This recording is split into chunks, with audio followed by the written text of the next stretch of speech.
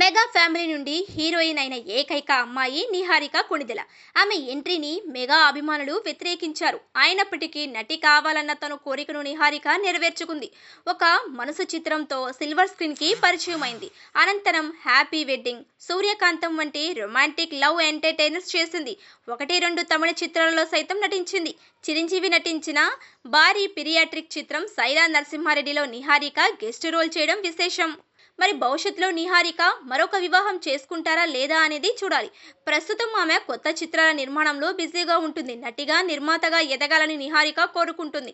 Social మీడియాలో యాక్టివ్గా ఉండే నిహారిక అభిమానులతో అన్ని విషయాలు పంచుకుంటుంది. హీరోయిన్గా నిహారికకు బ్రేక్ రాలేదు. దాంతో పెద్దలు కుదిర్చిన పెళ్లి చేసుకుంది. ప్రభాకర్ అనే పోలీస్ అధికారి మెగా ఫ్యామిలీకి సన్నిహితుడని సమాచారం.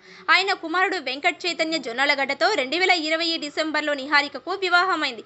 రాజస్థాన్లోని ఉదయ్పూర్ ప్యాలెస్ లో 5 రోజులు ఘనంగా నిహారిక, వెంకట్ చైతన్యల వివాహం నిర్వహించారు. ఈ వేడుకకు మెగా ఫ్యామిలీ అంతా హాజరయ్యారు. దాదాపు 2 ఏళ్ల వైవాహిక జీవితం అనంతరం మనస్పర్ధలు తలెత్తాయి.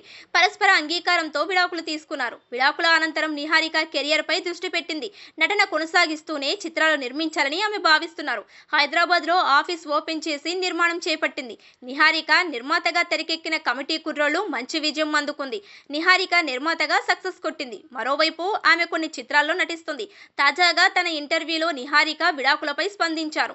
ఆమె ఒకంత ఆవేదన వ్యక్తం చేశారు. సెలబ్రిటీస్, సామాన్యులు అనే తేడా ఉండదు. విడాకులు చాలా బాధించే విషయం. ఎవరూ విడాకులు దృష్టిలో పెట్టుకుని పెళ్లి చేసుకోరు. విడిపోవాలని కోరుకోరు. కానీ పరిస్థితులు అదుపు తప్పుతాయి.